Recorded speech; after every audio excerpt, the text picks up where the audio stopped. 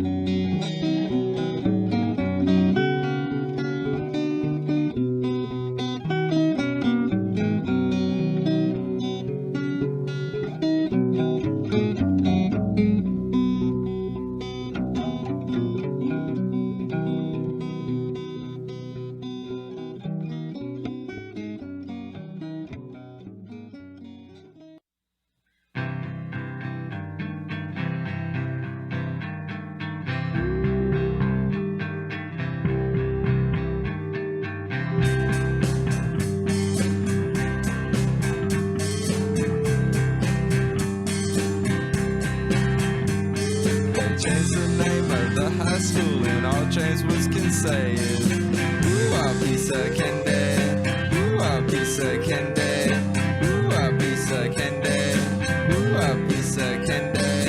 When a Bowen turned into a vampire, all James Woods could say was, ooh, a piece of candy, ooh, a piece of candy, ooh, a piece of candy, ooh, a piece of candy. When he became Peter's best friend, they sat around the house and said, ooh, a piece of candy, ooh, a piece of candy, ooh, a piece of candy, ooh, a piece of candy.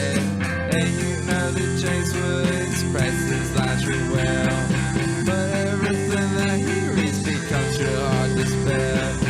Everyone tries to help him, but the words just won't come out. There's only one thing he can think of, and it's what comes out his mouth.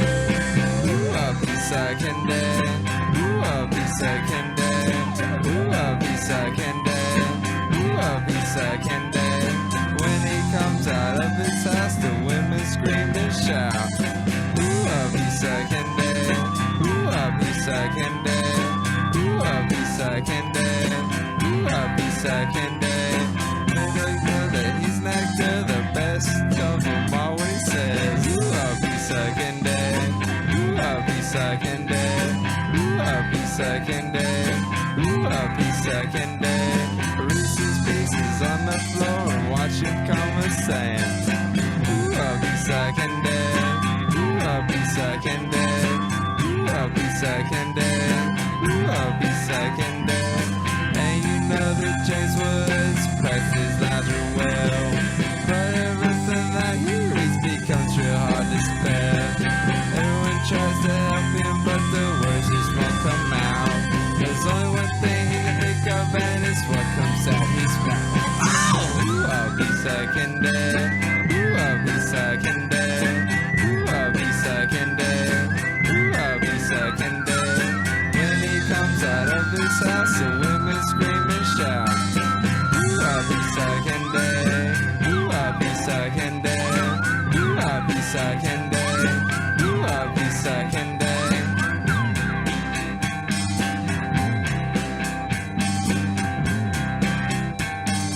Ooh, a piece of candy.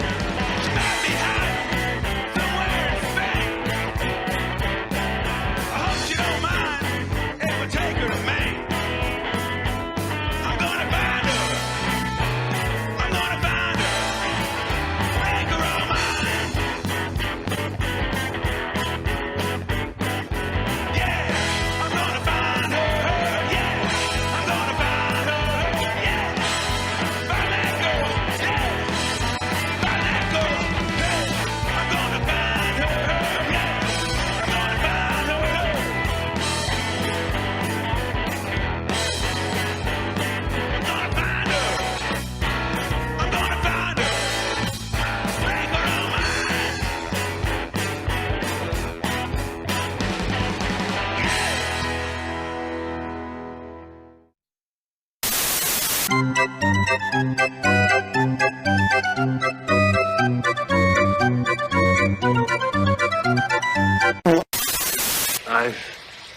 seen things you people wouldn't believe. So, a creature for my amusement. Prepare for battle. Fucking thing sucks!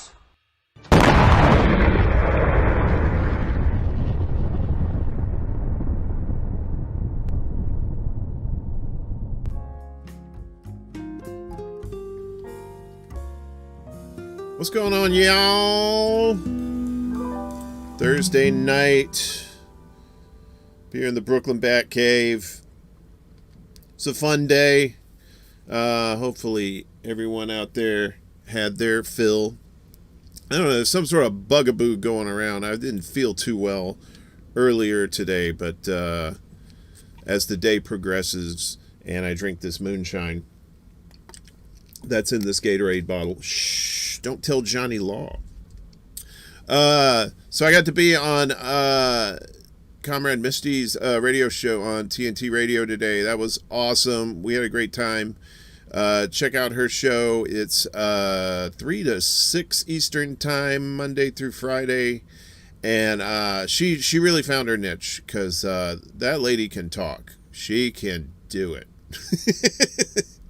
I mean, she was made for radio. So, and she seems to enjoy it. So I'm glad she's having a good time. What's going on, everybody? Jimmy and Dolores in the chat. Ed Heller, what is going on? I can handle the regular Bulla, but I'm not certain if I can handle the extra. I'll watch and chance it. Well, just take some antacids, Ed. You should be fine. That's usually how things work. When in doubt, just pop a Tums.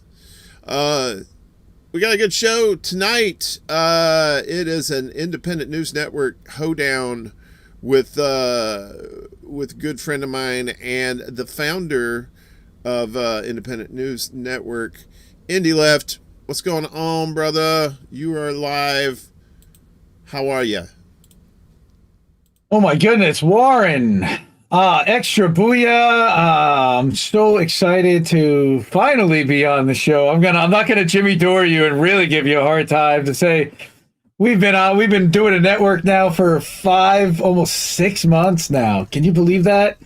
Indie News Network is 5 months old as of, I think, April 6th or so. So again, I'm just excited to be here. It's a hilarious show. I've seen everybody on here. It's great. So thank you for inviting me on, and I'm excited to shoot the shit with you and to cut loose a little. Well, I know you're a proud papa, and you got your familial duties.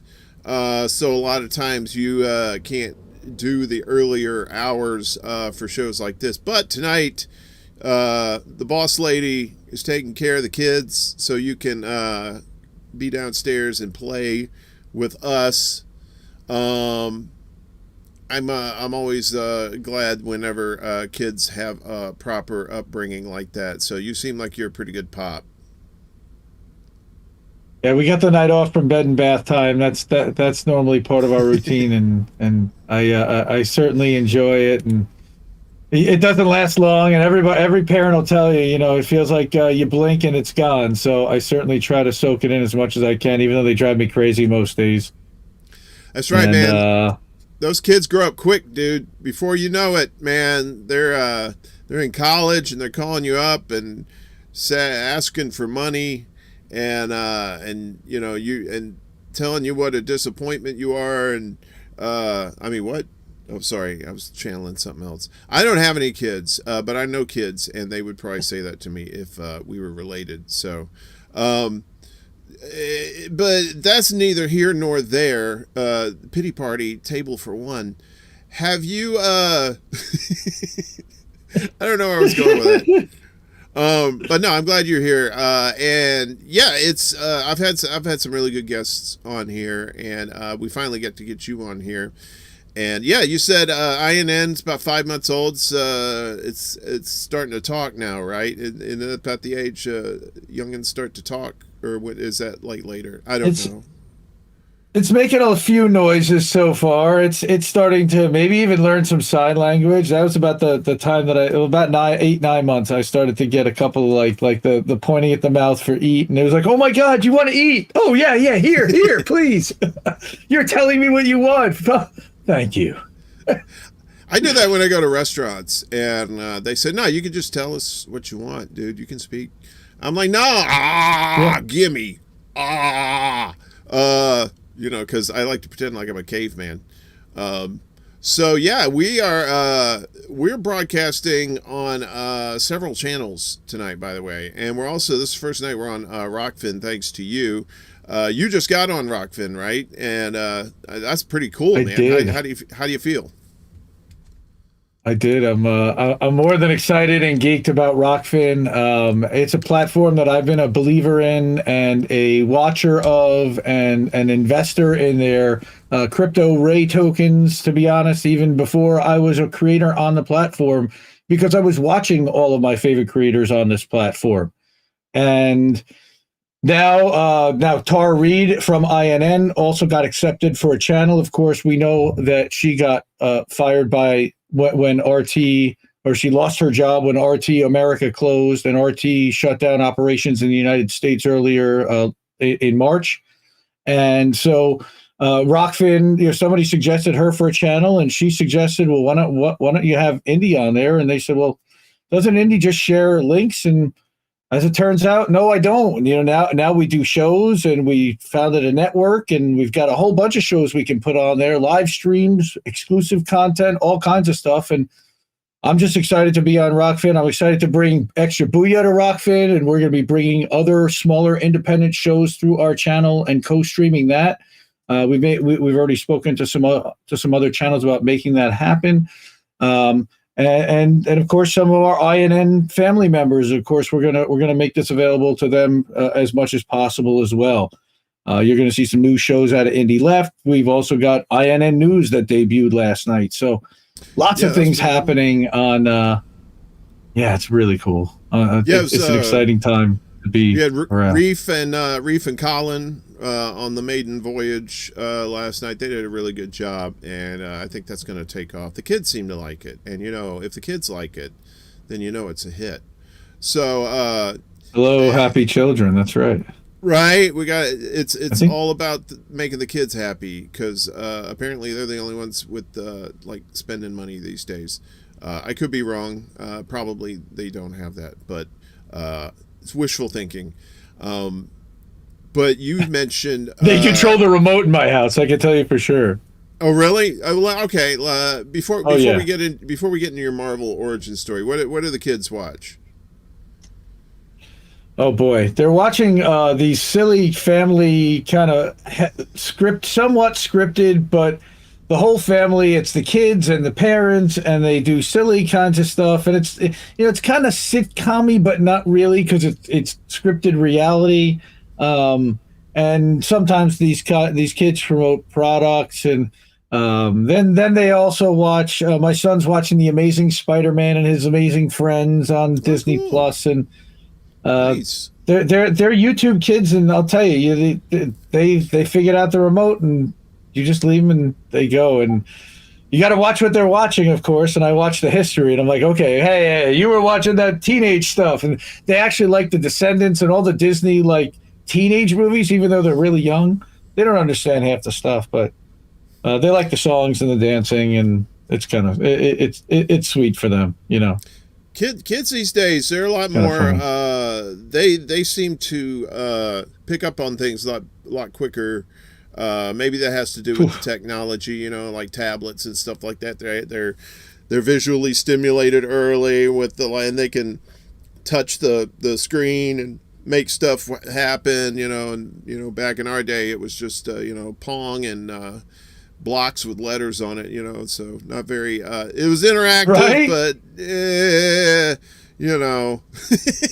not very. Cool. It was yeah, cool. We had televisions and 2600s and Commodore 64s and pet whatever, and TRS 80s, and Yeah, TRS-80s. VIC 20s. There you go. Radio Shack had the Tandy. Had those Tandy computers. Remember That's those? right. A buddy of mine had one of those. Yeah, it was all. All the schools had the Tandies. It was that green. Right. It was like the green. It was black screen with the green text, kind of like the old Apple IIes. But we'll get into that stuff. We're old CRT. Hey, Reefer's here. What's up, buddy?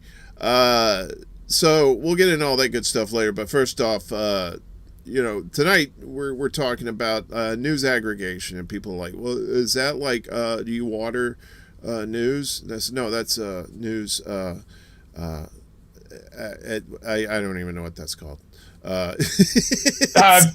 Me neither. I don't know what you call that. My brain is a little cheese tonight, so I apologize. I'm a little slow on the uptake, more so than usual. But news aggregation is basically taking stories by reporters and journalists and basically spreading the Johnny Appleseeds, right? A lot of times they don't get a lot of exposure because they're not like the mainstream media does, because mainstream media seems to dominate the airwaves and cable and all that. So these smaller but really good journalists need the seed needs to sprout and it needs to poke out of the ground, and you're kind of like the farmer that does that. Why don't you tell people what you do as far as that's concerned? Ooh. So it's really funny. All I wanted to do was share a few links on Twitter. That's how this started. Was holy crap, there's all this amazing independent content out there. There's really no central place to find it all. You really have to go digging. All right. And in order to aggregate it, all these different websites, they actually have something called an RSS feed that you can subscribe to, and it's a link that you can plug into another website, which is what I figured out how to do. And voila, we have a central hub website to find all the independent content that you're looking to find. And that's really what it started with. And then it's like, okay, well, let's see, how can we incorporate YouTube videos into this too, and showcase the independent streamers and content creators that are creating on YouTube? How do we integrate with podcasts? Well, it turns out podcasts also work on RSS feeds, so we can integrate podcasts into this. And it just continued to evolve and snowball. And so that was about 2 years ago. I built out what was then Progressive News Daily. And after 6 months, I realized that progressive was kind of a dead term, and I did not want to be identified with people who were starting to identify as progressives, meaning Nancy Pelosi and Jim Clyburn, who said, if that I'm the most progressive Democratic senator, Democratic representative in the House. Okay. Well, if that's the case, then that's not me. So we rebranded after 6 months to Independent Left News and Independent Left Media. We LLC'd in December of 2020, and it's been a wild ride. We've just continued to add platforms, and we were publishing out twice a day, and then we added a Substack, and oh my goodness, we'll get into the rest of it. But that it really just started that I just wanted to share some links and figure out how to centralize news articles and videos from independent platforms. And I'm embarrassed to say which ones it was in the beginning, because we felt very differently about them at that time. Meaning Kyle Kalinske, TYT, Nomiki Konst, a few others.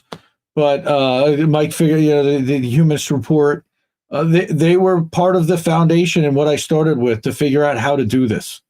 And then I discovered Richard Medhurst, and I got more into listening to Lee Camp and the MCSC Network, Fiorella, the Convo Couch, and Misty, and all of these other content creators. And I realized that was really kind of pseudo-corporate news, and they weren't really covering the issues of the left, quote unquote, or the issues of the truly uncorrupted, and that electoral politics, it was a rigged game, and they're focusing on issues that really we have no control over in the end. And I'd rather help the person next to me. And that's what we've kind of, shout out to RBN for always working mutual aid, and Rome, everybody out there for really focusing on what we can actually do to make a difference today. That's really where it's kind of evolved. So, wow. I'll shut up and let you ask a question because I tend to ramble and rant and take over. No, you're great, man. You're doing a great job. That's why I got this show. I don't want to talk that much. So I like it when other people talk. But everything you said is amazing, and I see it every day. I'm mostly on Twitter. I used to be on Facebook a whole hell of a lot, and then probably about a few years ago,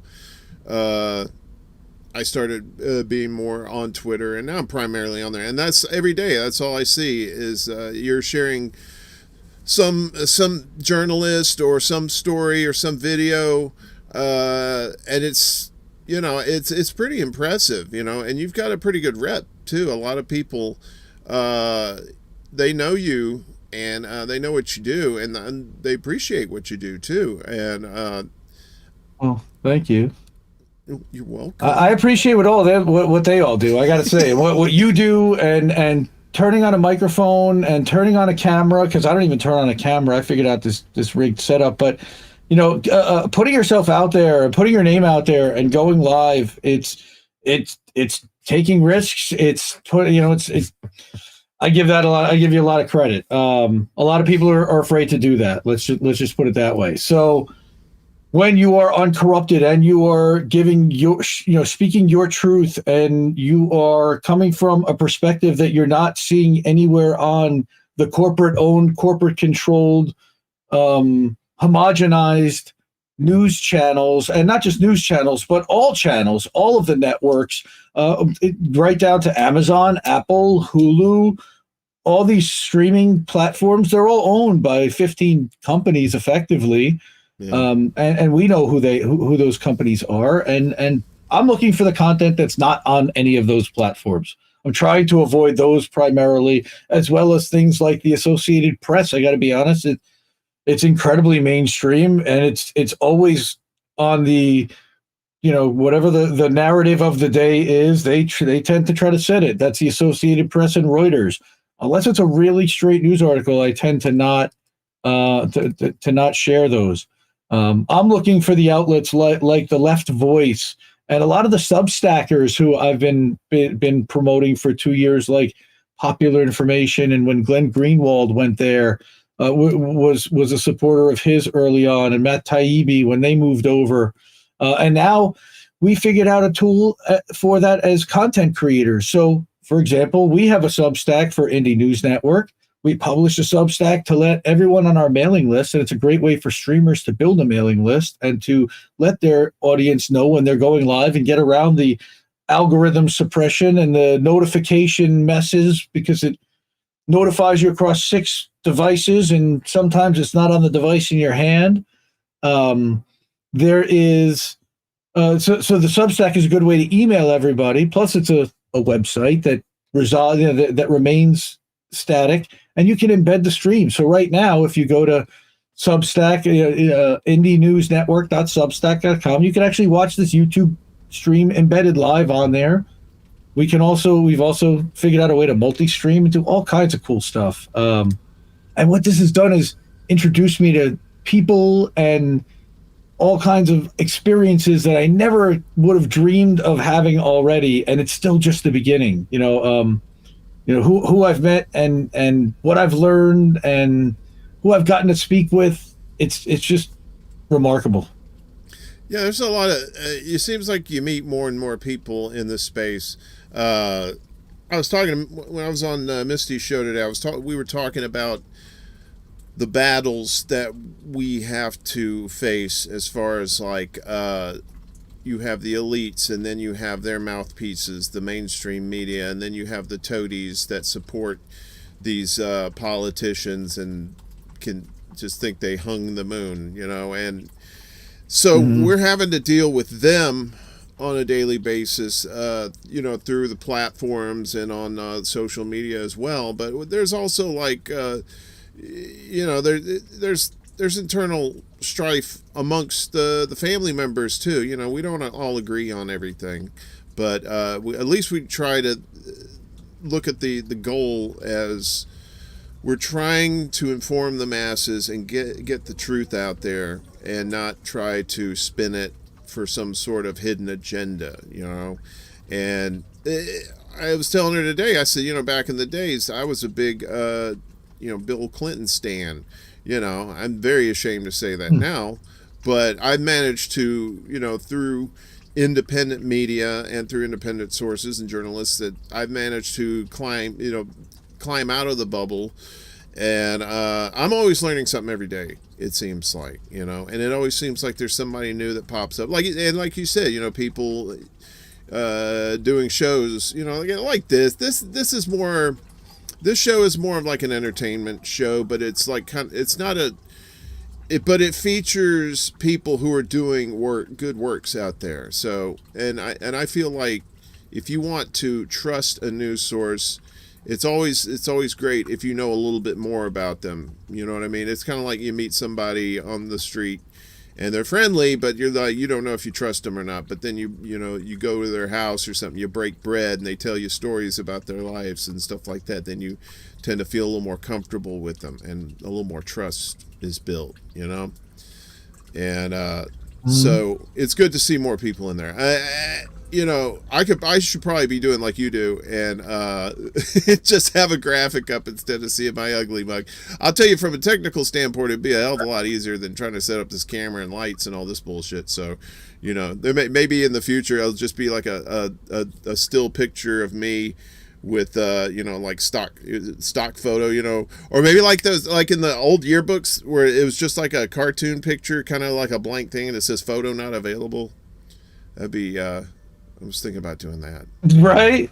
Well, the thing with the question mark, hilarious.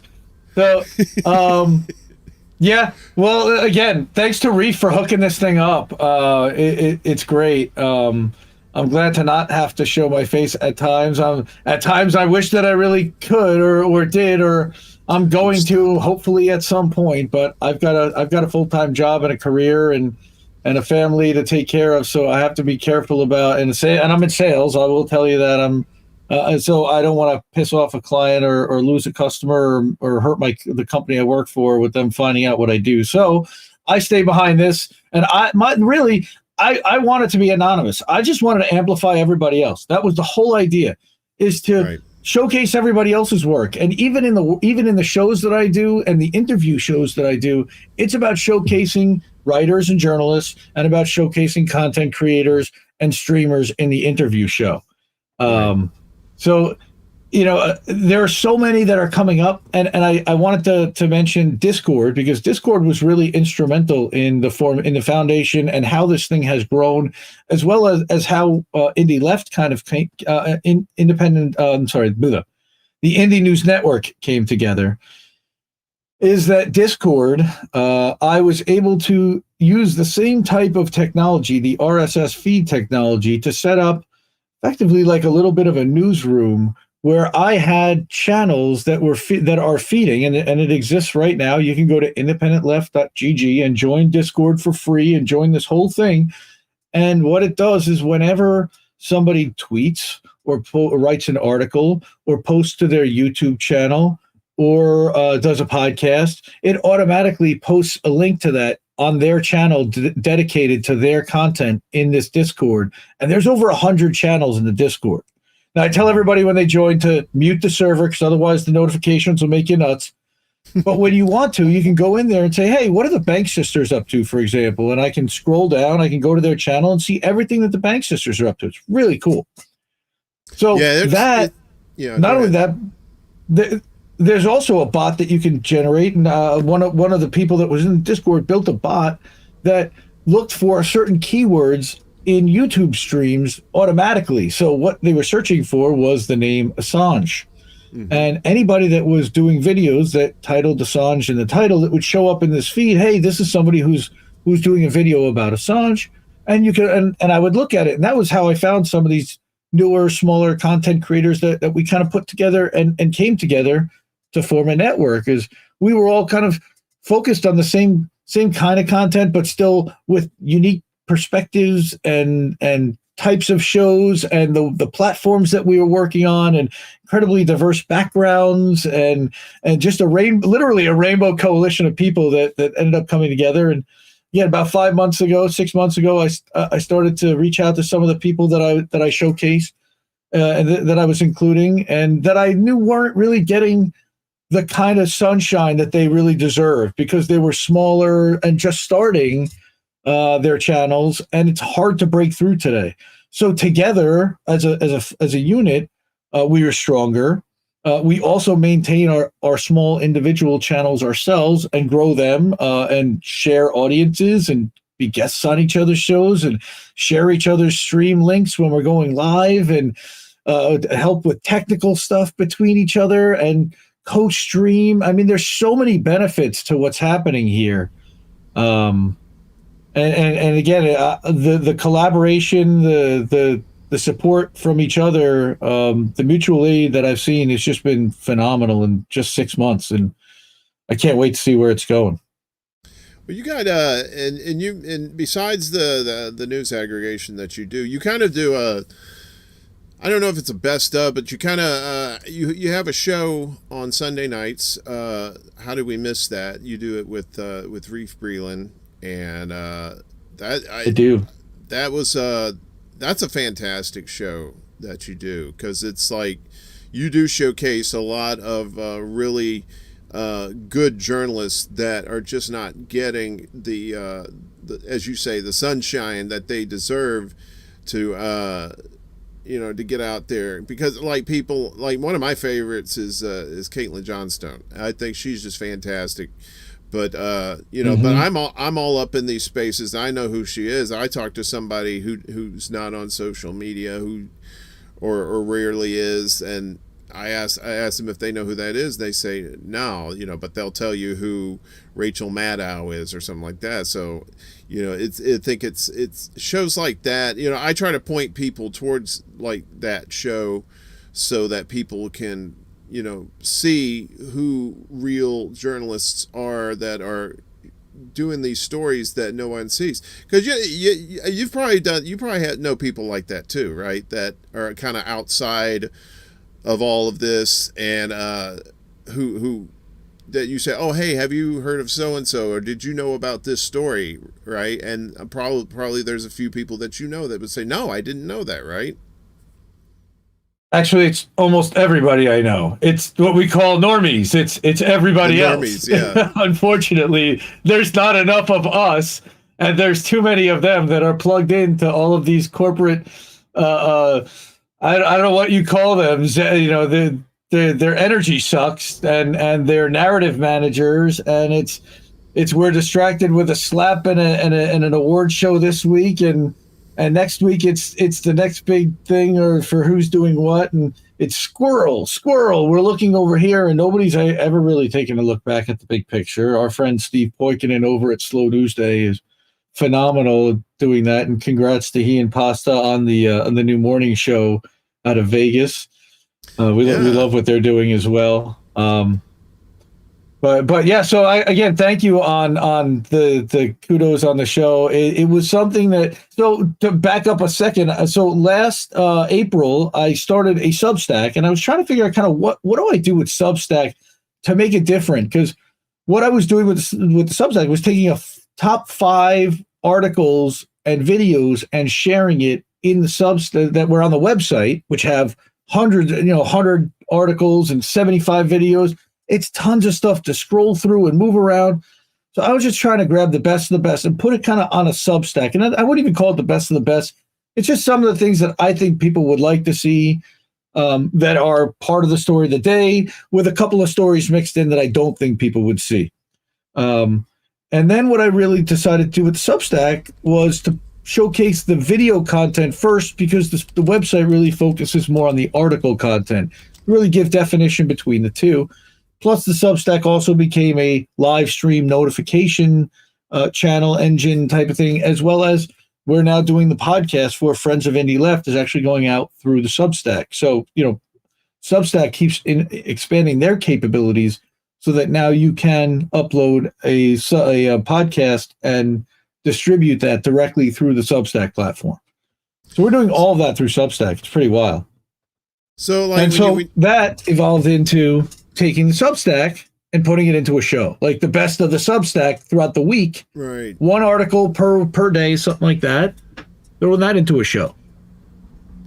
Yeah, and you have a plethora of stories on there, and it's a good balance too. You have like a lot of news stories, and then at the end, Reef has the boat smashing into other boats, so you get some fun treat at the end of your meal. You know what I mean? You get a nice dessert after that. I think it's a good mix like that. So.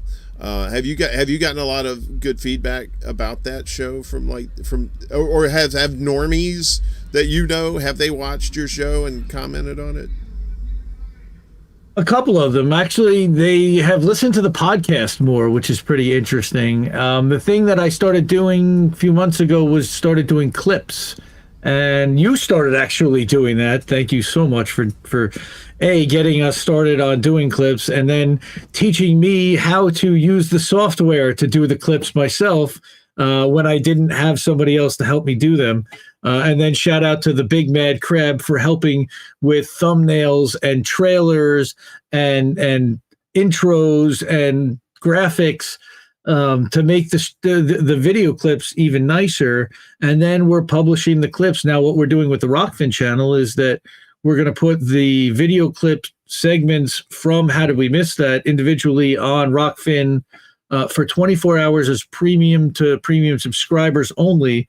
And then we'll make all the content available to everyone, both on Rockfin and everywhere else. But just to give people an incentive to go to to sign up for Rockfin Premium, which is just $10 a month. I mean, to me, and I know for some people they can't afford it, and I totally get that.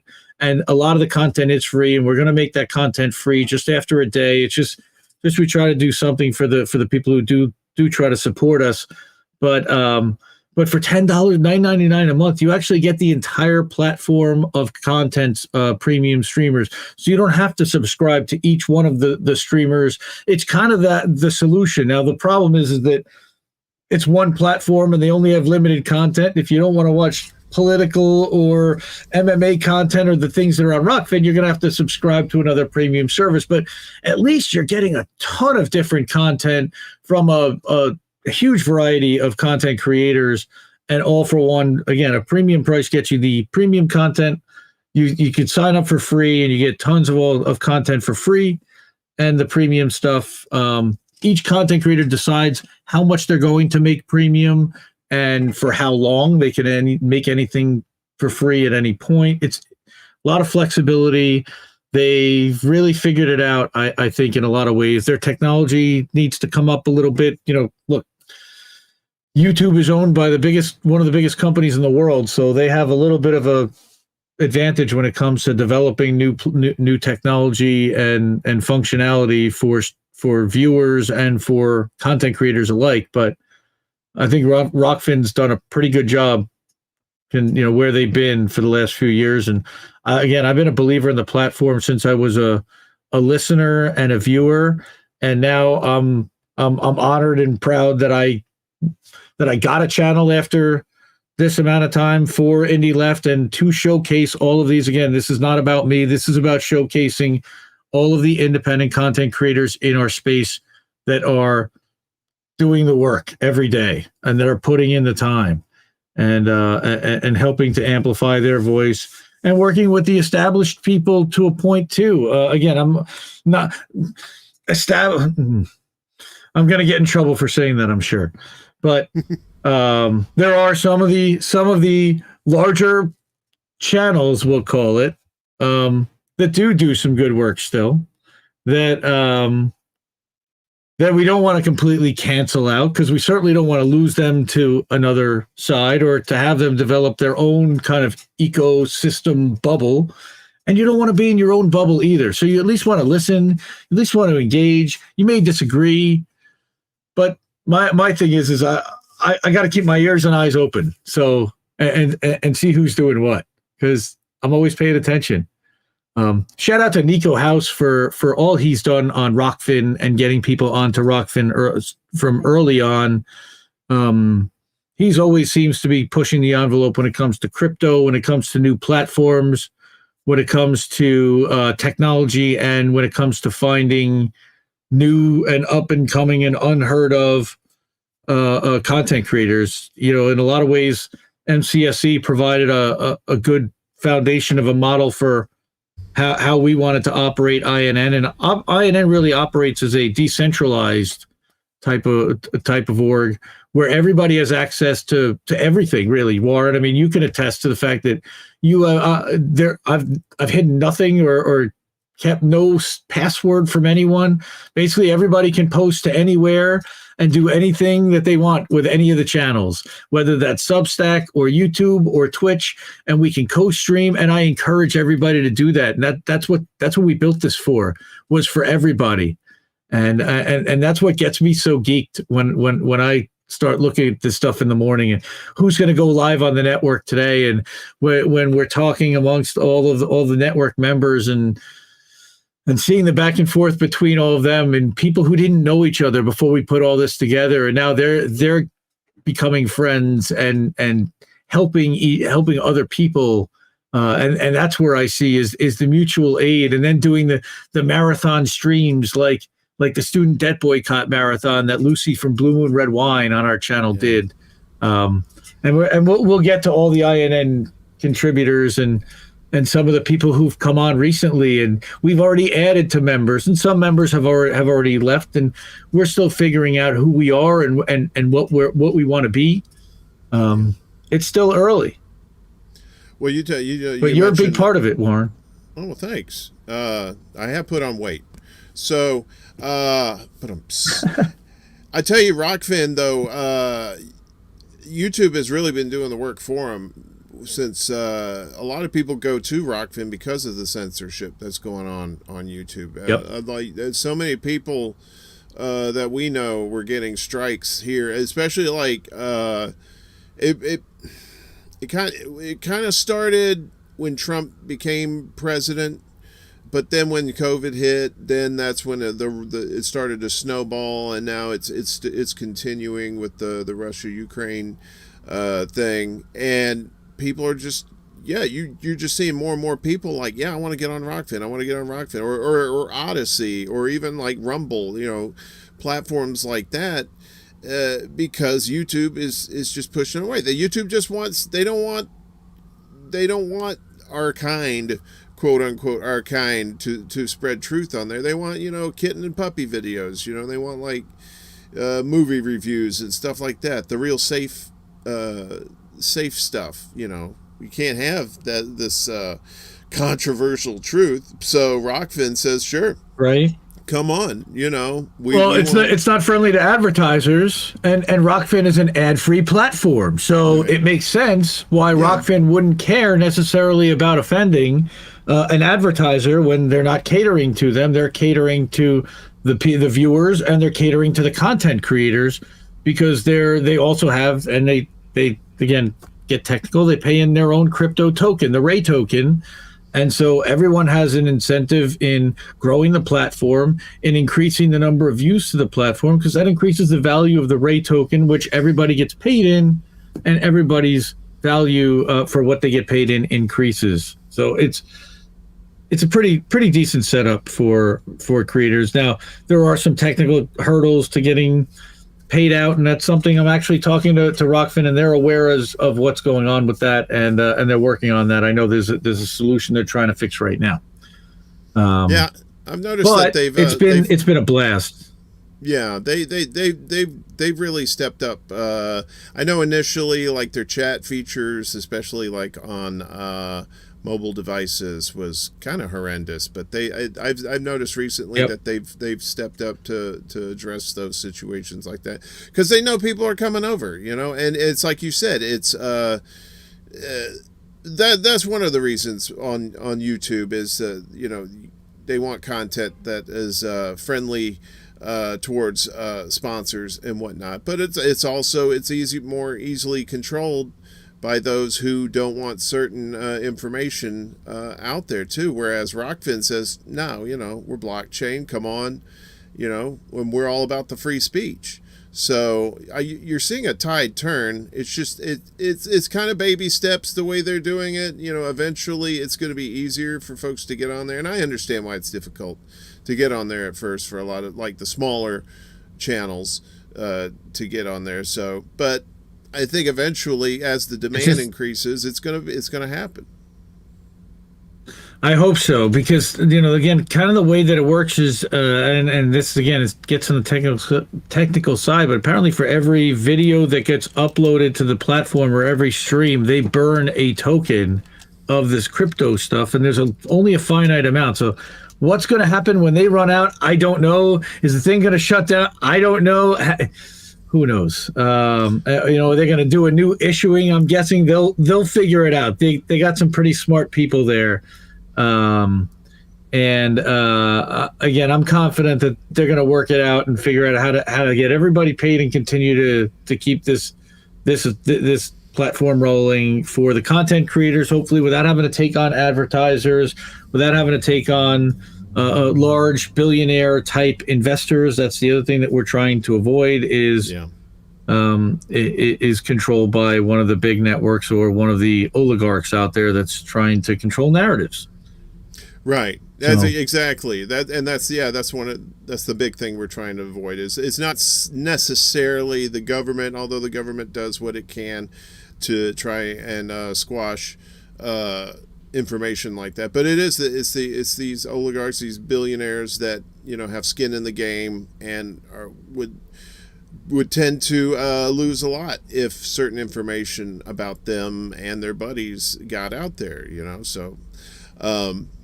But as far as like and shout out to Oz also, Oz in the chat. He's all Roar Media also on Rockfin and a pioneer and doing Saturday night shows and helping out other content creators. Another one of the great independent voices out there in the background, helping produce, helping to train and teach and bring more people to independent media, because we're growing in that way. There are more content creators and there are more people waking up, and it is kind of slow because the algorithm suppression is what's going on, which is why we're again heading to Rockfin, and we've already seen it in channel growth in the first week. The difference in what's happened here versus our YouTube channel, for example. And of course, you have a much more engaged, targeted platform on Rockfin. But even when I signed up on Rumble, it didn't have this kind of growth in a week. So you can see something is happening with Rockfin for sure. That's very positive. So let's talk about Independent News Network. So like you said, it's less than half a year in, right? And you managed to get a lot of people together for that. How did what was the inspiration for that? I mean, like how did you figure on getting all these folks together? So we've been it started out, I think, I will even give a shout out to the US Solutions Summit, which brought a bunch of streamers and content creators and politicians and former educators together to talk about some solutions on how do we fix our broken system in some ways. And we had panels on education, panels on election integrity, and we had a presidential panel. We had Howie Hawkins, and we had Mark Charles, and we had somebody, Christina Tobin from the Free and Equal Elections Foundation, who was the moderator for the independent candidates debate for 2020, which were two of the best debates that I honestly have seen in a long time, where people talked about some of the problems that were actually happening in America and some of the ideas that they had that were going to fix it. And it was so much different from how bad the other side is and never about what they're going to do and why they're going to do it and how they're actually going to execute once they get there. I was a big fan of that. So it started there. And then I saw the formation of these, again, MCSC. And at the time they were Fred Hampton leftists. And I saw the way that they kind of came together and grew as independent creators, with each having their own individuality. but growing together as a family, as a network, supporting each other, focused on mutual aid and focused on talking about why the system is broken and what can we do to fix it, and start asking the hard questions. And I think they've been doing some excellent work at doing that. And then there was something that happened with them back at the end of September, October. They had a whole little thing, and I kind of looked at what happened there, and I said, they're so close, and I think they've kind of rectified that to a point, and they're still doing amazing work. And I love RBN, and they're some of my favorite people in this space and on this planet. And some of the people, again, all of them, for all 7 in the network right now, I just love them as people, every single one. But I saw what happened there, and I said, the one thing that they were missing was that they didn't have their own channels each. So heaven forbid something did happen to the network itself, they had to then start over and building their own channels and their own audiences. And they had scattered audiences elsewhere, but they didn't have their own stream with their own kind of unique brand that they could bring to the network platform. And as someone who has been kind of showcasing independent channels like that, and who are all focused on press freedom, who are all focused on canceling student debt, who are all focused on getting health care for all, and protesting and advocating and being activists for that, and vocal activists, and in the streets and online, everywhere we can possibly be. With our friends and family in local offices, even running for local council,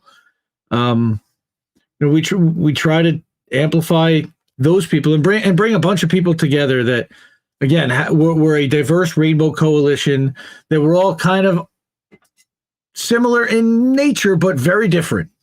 And so I reached out to about 20 different people, and I said, hey, I had this idea.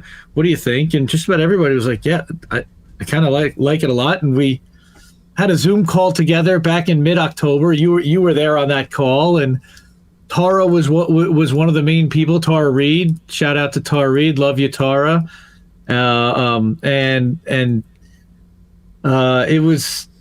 was really cool to see everybody come. Robert Durden and Todd from Be the Change, who I have been watching since he did his first live stream after the March for Medicare for All. He was inspired by all he saw, and just turned on a camera and started streaming. And what a cool guy he is. And I actually did an interview with him on his channel back in August, and then I let him co-stream to my channel back in September. And then in October, I said, why don't you join this group of people that we're bringing together? And this sounds awesome. And again, just to bring people together, because it's tough doing this especially by yourself. It helps to talk to people who are also going through the same type of things, and ask people who have experience with the kind of technology and tools that you may be unfamiliar with. Again, so we started to talk about it, and Reef.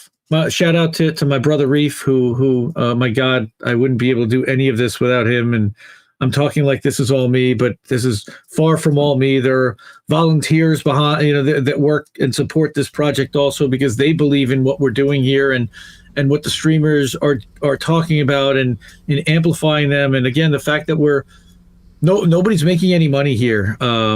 If any, I'm spending a lot more money than we're ever bringing in of my own money, and I'm happy to do it. Thankfully, I'm in a position where I can do that and support as Patreons as many possible support streamers, and drop super chats where so occasionally, but I tend to do it as monthly subscriptions so that it's more ongoing support than one time. And I'll drop some one-time stuff sometimes, especially if somebody's asking for mutual aid or is trying to do raise money for a trip like Misty was trying to do, like she's doing. And shout out to our girl Misty. And I'm in the cult of Misty. I'm kidding, and I know she hates it when I say that.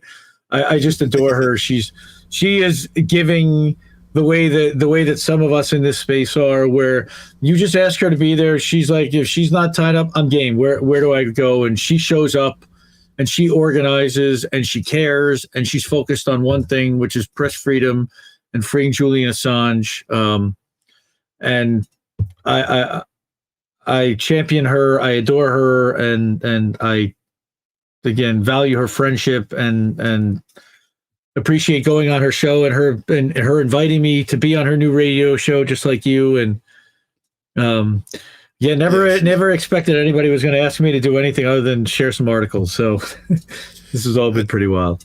I know it's funny how that works out like that, you know. And shout out to Crab and to our buddy Jimmy Sunderland, who's been helping with graphics too and stuff. So she's absolutely from Kerberos, so it's like it seems like, and we help out people in other collaborations as well. And I think this is a very new thing, at least to somebody like me, who's used to working in like some sort of corporate news organization back in the day, and now it's more like you have just it's almost like roving bands of journalists and activists who have kind of coagulated together, basically safety in numbers, you know. So I'm really excited about in INN and all the people that are in it, and you know, the places we could go with it.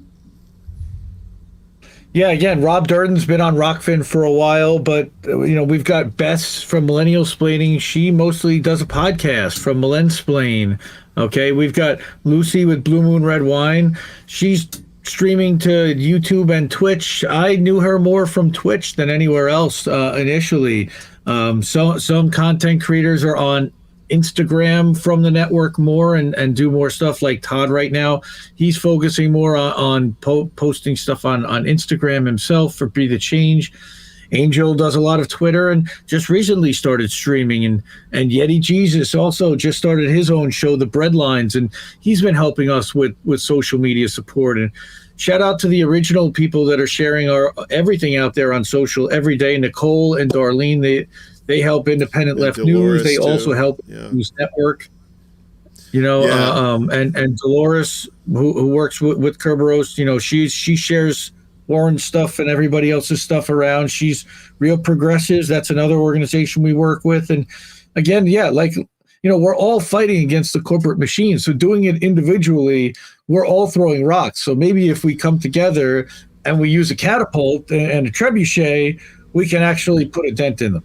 Yeah, definitely. And I'm glad to see that. And it seems like the numbers grow every day. And you see more and more the mainstream media and their cronies are sweating more over it too. So, which is good. So, well, you see their views dropping. Look, they made YouTube take out the dislike count because they were getting ratioed so hard on corporate media that it was embarrassing to them, and people weren't watching their videos, and the ones who were downvoting it, sometimes 10-1. I mean, the ratios were just brutal.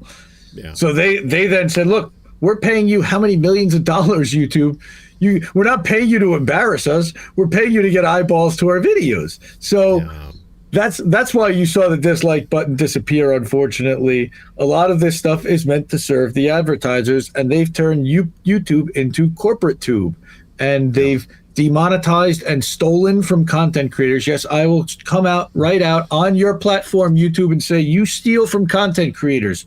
You have stolen from Graham Elwood. You have stolen from the Convo Couch. You have stolen from Frank Analysis, who is live right now, and shout out to Franco also. Okay, Frank Analysis had just been monetized after the January 6th riots on January 6th, 2021, and right afterwards, with a wave of channels that was demonetized, his was, and all the super chats that he had earned, because he had never been paid out for what he had earned in super chats already, they froze that, never paid it. He has never been remonetized, and it is almost 14 months later, and still he's waiting to get access to that money, and he may never get it. and they've not given him any indication on if he will ever be remonetized. But it doesn't seem like it. But thankfully, he's built out his own platforms and source of the ability to do this and make this his career. With thanks to the likes of Rockfin and MCSC being part of a network. Yeah, and that's another thing that's driving people to Rockfin is they're getting screwed out of a living. You know, you hear a lot of people say, "Oh, well, they're just grifting. They're trying to make money off this." It's like there's a difference between like trying to profit off of someone's ignorance and then just trying to, you know, pay your bills, right? I totally get that. You know, some people who can't be monetized, they have an outside job that they do in order to to make ends meet, and so they can continue to, you know, create content and share information with people. So, you know, I'm starting to see it. I'm starting to see it turn more towards Rockfin. I would say probably with, like, what is this? It's almost April tomorrow. Like this time next year, you're going to see a hell of a lot more people on Rockfin and a hell of a lot less of those people on YouTube. And Rumble too.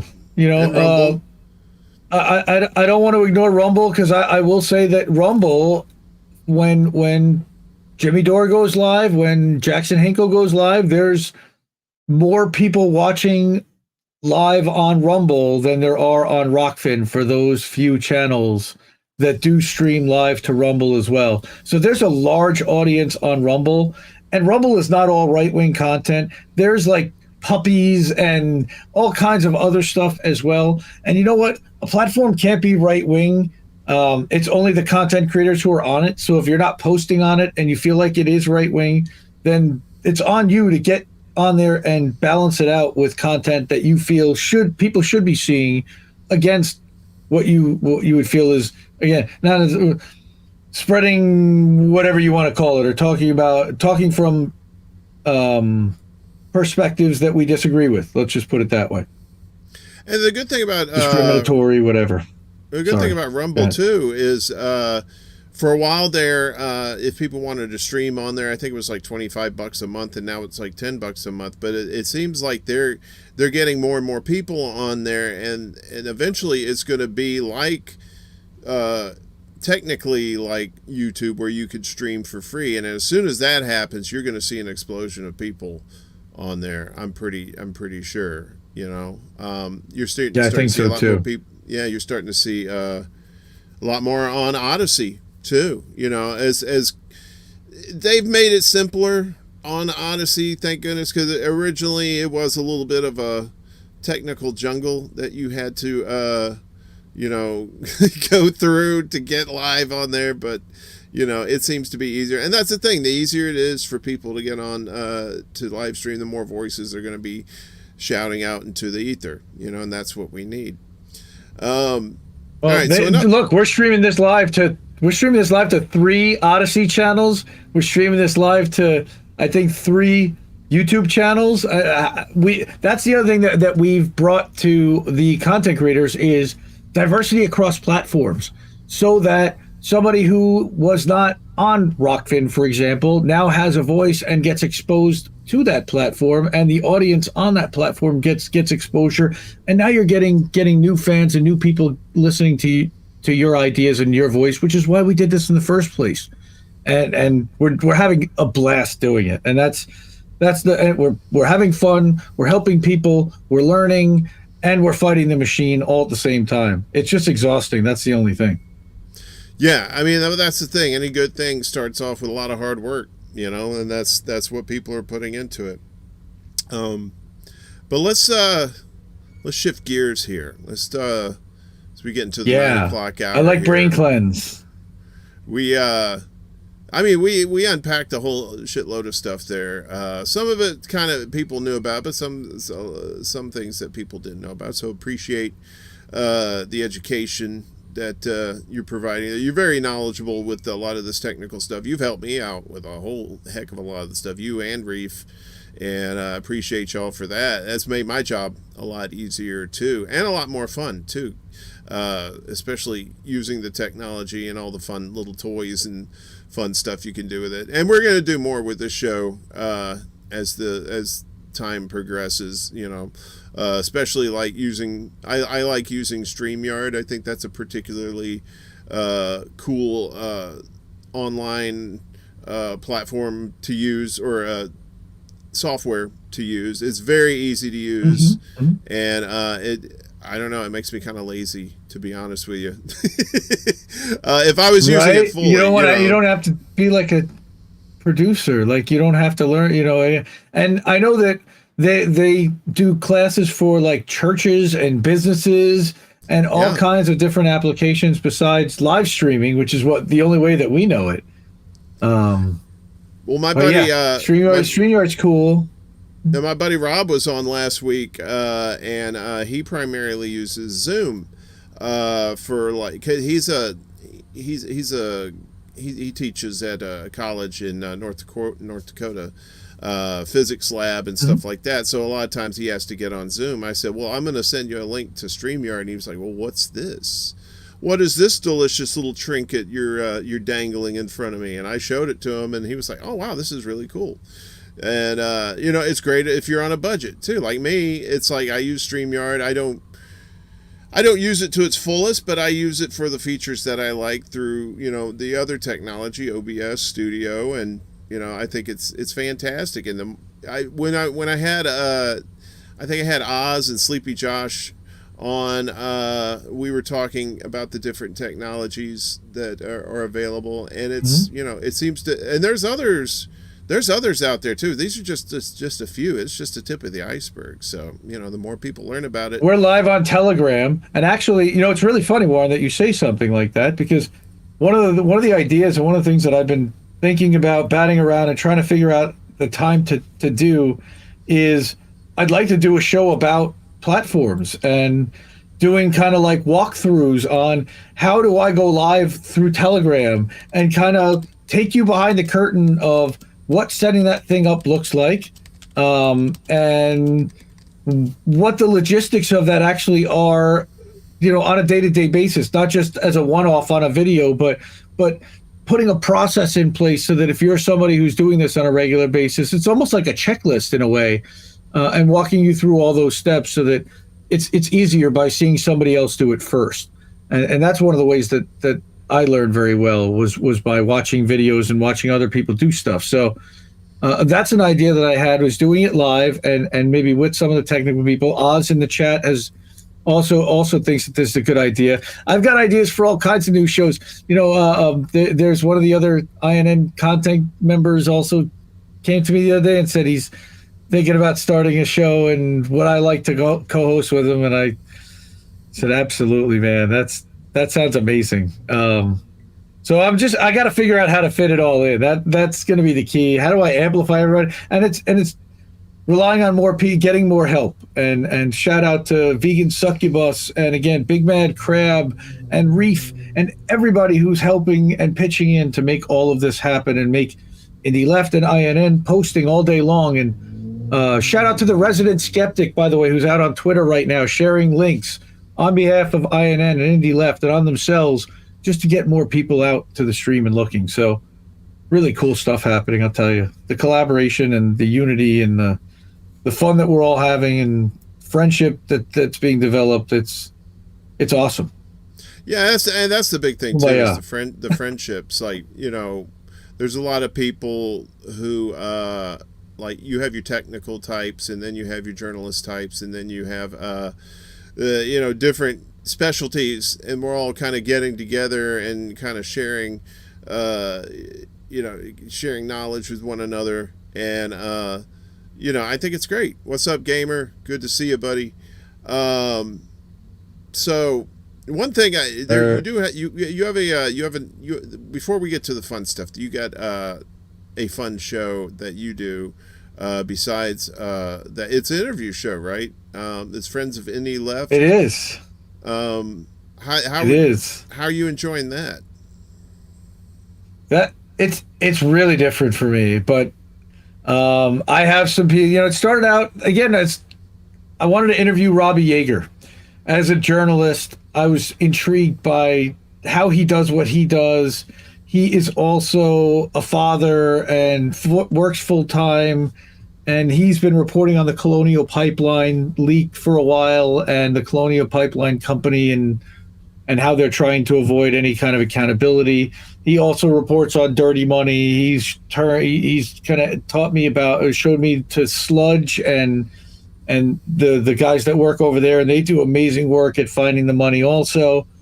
And said, there's a thing here where a lot of people don't know the backstories of the people that they watch every day. They're listening to them, and they get a feel for their personalities, but how did they get started? What were their kind of origin stories, and who are they watching, and what are they doing? Just a way for me to kind of cut loose and ask them questions, so that I don't get a chance to do that on my show. I'm mostly focused on writers, so this is more focusing on the streamers or people that you don't see or talk to very often. And I hope to get some writers and some some of the journalists in here that do written journalism and Substackers for sure. But so far we've interviewed Savvy Sabs and Ron Placone and Afeni and the Bank Sisters, and the last one was Kit Cabello. Our next one's going to be Misty. After that, we've got our next one booked already, and I'm excited about that one. And I kind of wait until this one, we finish with the current lineup, whoever's up, and then I'll let you know who that is. I haven't even booked it that far in advance before, but I'm really excited for that one too. And that's a wide lane too. I think, like I said, that's why I do this show, is so people can get to know these folks, that they don't seem one dimensional. Like you're not just a journalist, you're not just an activist, that kind of thing. You're not just a comedian or something, whatever. You could talk about all kinds of different things. And I tell people that the inspiration for the show, as far as like the way it's done, as far as like the conversation is concerned, I like the way Joe Rogan does it. He doesn't do like interviews. He doesn't have a set list of questions. I'm pretty sure he figures in his mind what he's going to talk about with these folks, but he doesn't have like you would in a traditional interview, because those have their place. I think traditional interviews, especially if you're talking about specific subjects, like tonight we're talking about news aggregation, but we're also going to be talking about some other stuff, because we want people to learn more about you, and besides what you do with news aggregation, and you do writing too, right? You've started to write on the Substack, right? I have. Now, Indie News Network has a Substack. I also have one, but I've even co-written an article with Indie News Network member, The Dissident, and we wrote an article about some of the narrative management and some of the misinformation that's happening about Ukraine and Bellingcat. And that's, again, I just got inspired. I wrote a piece about how RT America and Redacted Tonight specifically was taken down as a show, and how much I really enjoyed that, and was one of the first shows that we amplified and showcased as well. And Lee Camp is a friend of Indie Left News, of Indie News Network. Horrible to see what happened to him. Glad to see that he's been out there back on his feet, and he's an absolute beast when it comes to writing and publishing and making videos and doing interviews. And in a lot of ways, he's a template for how I've kind of operated and built this. But again, all that I'm doing is in service of sharing other people's content. But in the same vein, he's just hilarious. He's funny. He also does the stand-up thing, and again, supporter of free speech, and built out an independent media platform himself. So I give him credit for that, to recognize that we need to break out of the corporate ecosystems and try to build one. Well, the good thing about when you're sharing news stories like that, you kind of tend to be inspired by the good writing that you're sharing too. I always tell people, just write. Like Substack is a great springboard for people if you just want to just get your thoughts out to other people. Because I'm sure there's other people who may have the same mindset that you do and would love to hear what you have to say. But a lot of people just kind of hem and haw. They'll say, well, I'm not a writer, I just do this and that. It's like, no, if you can type and you have thoughts in your head that you can put on the computer screen and save, you're a writer, all right? Because that's what writing is. You may not be a paid journalist, but that doesn't mean you can't write. And I think that's another outlet people need to explore too. And that's like old school too.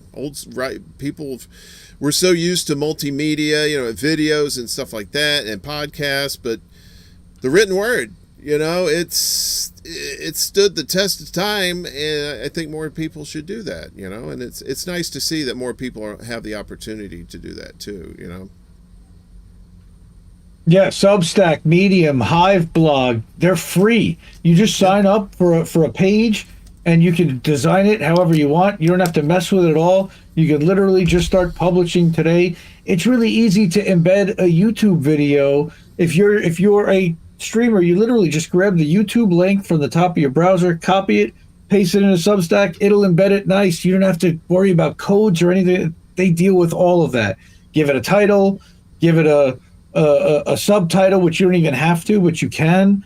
Get as fancy as you want, get as basic as you want. And I love that idea. But again, just write. Just put your thoughts down and share that with the world. If you think that you've got something to say that you want other people to hear, don't be afraid that people aren't going to like it or nobody's going to read it. I started doing this really for myself so that I could view all of the news and try to pull it all in so that I could consume it easier and more effectively and more efficiently. And maybe other people like it too. And so I started sharing lists on Instagram and started sharing lists on Facebook and started sharing these graphics on YouTube, on Twitter, and look at how it snowballed and look at what it evolved into. And again, this is 2 years in, and I can't get enough. I mean, I'm energized more than ever before, and helping more people than ever before, and it's awesome. If you and I was going to say too that you don't necessarily have to write for someone. You can write for yourself. I mean, it's very cathartic to get your thoughts out and onto another medium. I do that on occasion. I have a Substack too. I don't do it very often, but whenever I have something that weighs heavy on my mind, and I don't think it's worth. I think it needs more than just like a simple tweet or something like that. I'll put a little something out every once in a while. And do I expect people to read it? I don't really care if they read it or not. It's more for me. But if they do and they get something out of it, that's great too. All right. That's to me what writing kind of is. It's not caring if anybody necessarily reads it. I got something I want to say. I did some research. I think that people would find this interesting, and even if they don't, I do, and that's why I want to share it. And anyone who does, great. So, let's get to some brain cleanse stuff. I love it. It's a form of therapy. So it is. So you and I are around the same age. I won't say how old you are, but you're a little younger than me, which is fine. But we're in the ballpark. And we've come to find out about each other that we have now. We kind of have the same relationship. What really surprised me, I think the first time you and I ever spoke, we were talking to Reef, and I was talking about Mississippi where I grew up, and I was surprised that you guys both knew so much about Mississippi. What is your connection to Mississippi? I've just been a lover of the Deep South for my whole life, and Southern culture in some ways. the friendliness as opposed to the New York roughness. I had my stepsister went to college in New Orleans when I was younger, but again, just always an affinity for the Bayou area, and that kind of life. The crawfish, of course, big fan of boiled crawfish and Cajun and what's the music, Zydeco type of music, and just that whole culture, down in Boudreaux, and you started doing Boudreaux. Old Boudreaux down on the killer, bayou. He gonna tell you a thing about them gators. See, here we go, and we're off to the races with Boudreaux. Old Boudreaux. Boudreaux be sipping on that shine. They had this thing every Christmas. We were talking about this a while back. Every Christmas, this local WLOX out of Biloxi, on Christmas Eve they'll play. It's a Cajun night before Christmas, and that's where I got that voice from. That old Boudreaux, he been cracking a whip on them gators on that skiff, and because instead of a sleigh and 8 tiny reindeer, it was like these flatboats that they use in the swamps, and it had like 8 alligators pulling it or some shit like that, and then somehow they managed to get that shit up on top of the house. Oh my God, the South is so crazy. It is like, yeah, it's like you said. There's a friendliness to it, but then there's also, I don't know. It's just kind of like. Okay, so Yankees and Southerners, let's compare them. A Yankee will be more blunt with you, right? But they're kind of being a little more honest with you. You know what I mean? But it's just kind of blunt. It's not very friendly. Wouldn't you agree? Yes, there's also a warmth. Even though they're rough with you and they'll mock you and they'll be a little southern. There's that Southern hospitality, that extra friendly culture. They'll hug you at the end. Get over here, you fucker, type of guy, Right. Yeah, because I was going to say that in the South, you have people who are like very friendly. I think they still like to this day. You'll be driving down the street or something, and somebody will be coming the other way, and they'll give you a wave, that kind of thing. You don't see that in the cities, but the downside to Southerners, from what I found growing up, is that they talk some shit behind your back. They're all friendly to you up to your face, but, behind your back, oh, did you hear about so-and-so? What? And, yeah, it's that kind of very gossipy, extremely gossipy. Because there's a lot of small towns, and, that kind of shit, it spreads around so quick because there's not that many people to spread it around to. Rumors and dirty laundry, sure, for sure. And I grew up in a small town, even though I'm in the suburbs, but it was a small town. Right, and and it's like it's not just the South. It's mostly when people hear rural areas. They think of the South, but there's rural areas up north. You go, go upstate here in New York, and you're gonna find some pretty country people, but they just don't talk like this. They have a different accent, but the mindset is still the same. They don't like city people, and unless you're bringing them business to their little small town. And even then, it's like they're tolerated at best. You're still an outsider, sure, for sure. Right? Yeah. Are you still a Saints fan? I am a lifelong Saints fan. Even with the Bensons owning the team and all the nonsense that's happened, it's really.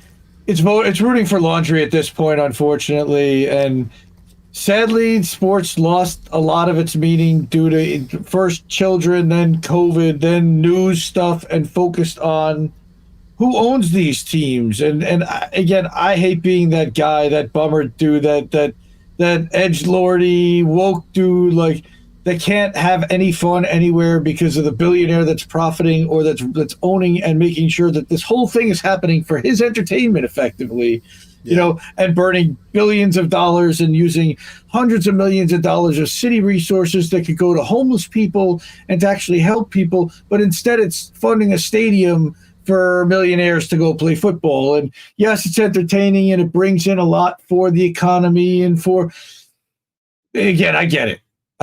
It's just, it's hard to see sometimes, especially when you see what we see, and we see the $813 billion that goes to military funding. And it's hard to have fun these days. I got to tell you, you know, it's a lot harder because you're inundated with alerts on your phone about what's happening all day long. You literally have to put it into sleep mode or turn off or disable notifications or have a set time, I think, sometimes in order to be able to really truly unplug from the whole matrix. It's really, they're following you everywhere, from Facebook to Twitter to all these different apps on your phone, and then you turn on the television and on the radio. I mean, you really, you know, you open your computer and you go online and you're getting served ads. It's really hard to get away from it unless you just completely unplug and do the touch grass thing that all the liberals like to talk about.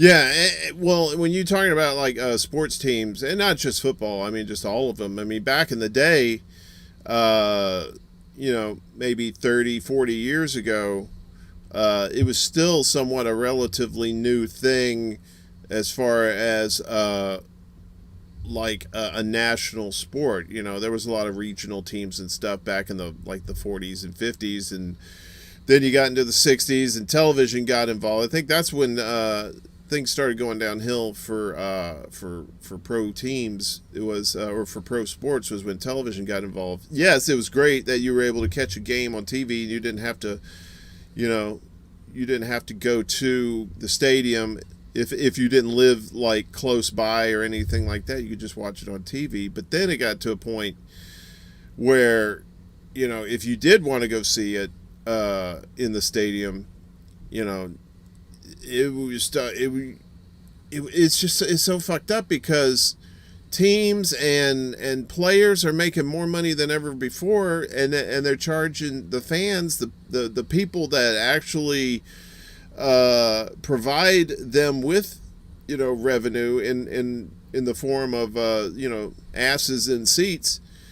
I was looking. I think the Saints were playing the Jets, maybe last year before last. I was looking for seats, and like the cheapest ticket I found was like $50, and it was like, I think you had to stand outside the stadium, and you know. Right, but that's not even, and that's just for the ticket. Then you got to pay to either park or take the train to get there. Then you got the food. They gouge you on the food, and they're getting you, and that's per seat, and you're not going to a game by yourself. So you're out at least a couple of $100 just to go to one game for one Sunday, and that's a lot for entertainment for a lot of people who are really struggling out there, and it's becoming more and more difficult. I mean, look at even the theme parks. Like, they opened that this theme park near me is an indoor kind of thing inside a mall, and like one of those Nickelodeon things. It's like $80 or $100 per kid to get in there. Plus, you got to pay for the adults, and you got a family of 5. You know, it's $600, $700, $800 with the food and and then you got to pay for the fast pass because you don't want to wait in line all day and blow half your day waiting in line. Mm-hmm. I mean, yeah, you're right. It's, you know, life is getting more expensive. Wages aren't necessarily keeping up, but. You asked about football, and yes, I am still a Saints fan. I do watch the scores, but with kids controlling the remote, I don't get to watch TV much on Sundays these days anymore. We're running around to birthday parties with the little kids, but even when we're home, they're watching YouTube during that time because they're home. But I check the scores and I try to stay up on Facebook and Twitter and see what's happening. I'll be honest with you. I'll be honest with you. I mean, I never thought the Saints would win a Super Bowl, and when they did back in 2010, I was like, that's it for me. I can die happy. You know, I don't. Yeah. I haven't really kept up with. I mean, I do, but not nearly as much as I did when I was like hoping against hope that they'd actually do something. You know, and but now it's just like, it just seems like all the money, it's just tainted everything, you know, like the game, and it's just not the same. The size of the contracts. I mean, contracts. Yeah. I remember I was in high school when Kirby Puckett signed like the biggest contract in the history of Major League Baseball. It was for $3 million for the year. And like, wow, that was like the biggest deal. And now that's like the minimum salary on a baseball team. Yeah, because the salary caps insane. go up every year, so they're able to pay players more. And Deshaun Watson, he got traded from the Texans to Cleveland. The dude's getting like, I can't remember how long the contract. He's getting $230 million, all guaranteed. So that means he could just like, and if he breaks his leg or something, they're fucked. You know, they're out $230 million for one person. That's insane. And you know, you're talking about like the sports teams that you go to music concerts now.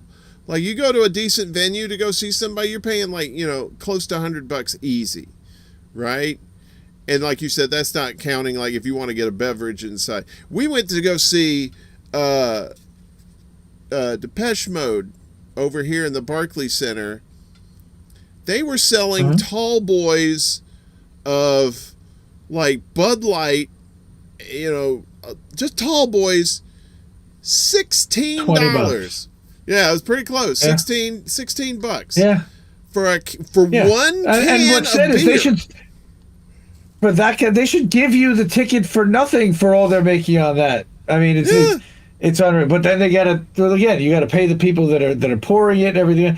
And again, we're trying to get living wages for everybody, and it's a hard balance to listen to these two old freaking crotchety dudes bitching about how expensive things are. But yeah, I mean, that's the reality for a lot of people out there, is that it's hard to live. And then you've got the network saying the economy's doing great and everything is wonderful, and it's a gaslight all day long. And people are wondering, like, am I broken because I'm not feeling the way that they're telling me that everybody's feeling? Like, and I think that's contributing to a lot of the depression that's out there, on top of the fact that they just aren't getting paid at the levels they should be. And while you know, profits have continued to rise and they've continued to keep wages down. Well, again, look at what's happening with oil and gas right now. 7% of our oil comes from Russia, and they've doubled the price on gas because the demand went up globally because of the sanctions they put on Russia. Yep. So they decided to jack that up a little further, squeeze a little bit more profit out of us, and the shareholders are going to do great, and the rest of us are holding the bag and paying for that profit. And it's what we fight against every day, and you help fight that fight. And again, everyone who stands with us and fights that fight, I give a lot of credit to, because it's really easy just to unplug and watch Netflix and watch Disney Plus and check out, because it's hard, and it can really be rough to see what people are doing and struggle that's out there. But people need help, and people, even if it's just asking someone, hey, how you doing? Like, sometimes that's all that matters. And they're like, you know what? Thank you. Nobody's really asked me in a while. It's pretty unbelievable. I used to and work it feels at good. Again, I do that all day.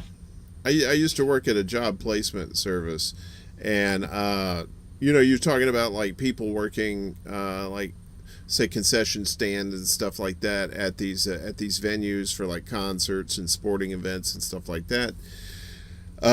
We were doing job fairs to get people hired for the Barclays Center over here in Brooklyn, and these folks were not getting paid that much. I mean, at the time they were getting they were starting at minimum wage, maybe a little bit more if you had some experience, but you know, you juxtapose that to like how much that they're charging inside for all this stuff, for beverages, you know, for like paraphernalia and the tickets and all that stuff, and it's just, you know, that's just a microcosm of what's going on in the country, right? We're lucky here in New York that we got the $15 an hour minimum wage, but the wage gentrification is like driven all the poor people out of New York, and it's just nothing but a rich person's playground. $15 an hour, it might as well be $7.25 like it was before. Well, it was actually, I think it was 9, and then they went up to 11, then they went up to 13, then the next year they went up to 15. I mean, it's better. It's a lot better, but it still isn't enough.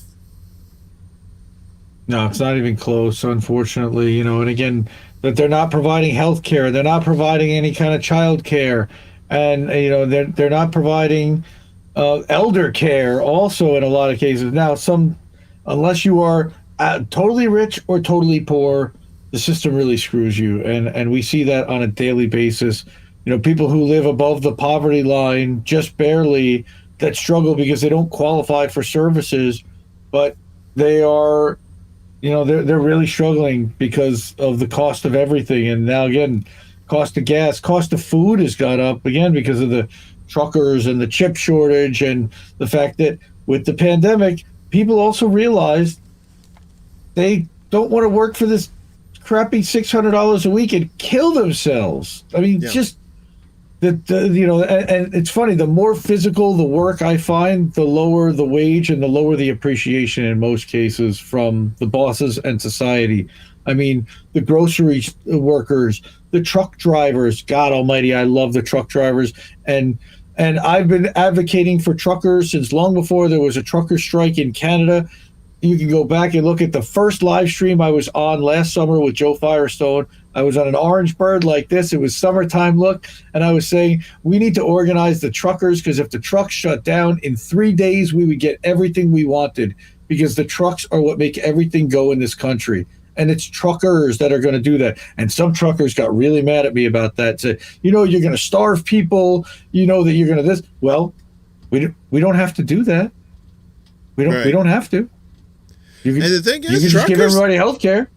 Truckers make a lot of money too. That's the thing. It's like you'd be hard pressed to get truckers to do that. Although it's a great idea, you would be hard pressed to do that because they do get paid a lot. Some of them are getting paid like 6 figures. The owners do, but not the drivers. Look, the drivers. The drivers do some too. of the drivers, look, they live in over the road truckers that really live a life effectively where it's 5-6 days a week. They're living in a sleeper cab, driving cross country. They make good money. They sure do, and they deserve it. They earn it. That's hard work, and they're driving 8, 9, 10 hours a day, and sometimes they're doing their own loads and unloads, and that's rough. Yeah, I'm not saying they don't deserve it. I'm just saying though that they do. They are the lifeblood of this country. I mean, they are the blood that goes through the roads are the veins, and they're the blood carrying the oxygen. You know what I mean? And if they shut down, you could write they'll write a blank check to you to the people that you're choking up. One of the things Reef and I covered almost weekly. I mean, we were covering Striketober weekly. And we were covering Australia's trucker strikes in August. That was the very first episode we did of How Do We Miss That? Before it even had a show, we were talking about Australia's trucker strikes and teacher strikes and bus driver strikes and all the things that happened throughout the month of October and November, and right up through the Kellogg strike and the Nabisco workers strike. And we were really behind all of these workers and trying to amplify their voices and their stories and talk about the 84-hour work weeks that they're requiring, 7-day, 16-hour shifts for some of these factory workers, backbreaking for $19, $18 an hour. I mean, the lack of appreciation from management for that. I mean, they would never do that themselves, nor would they really expect anybody they knew to do it.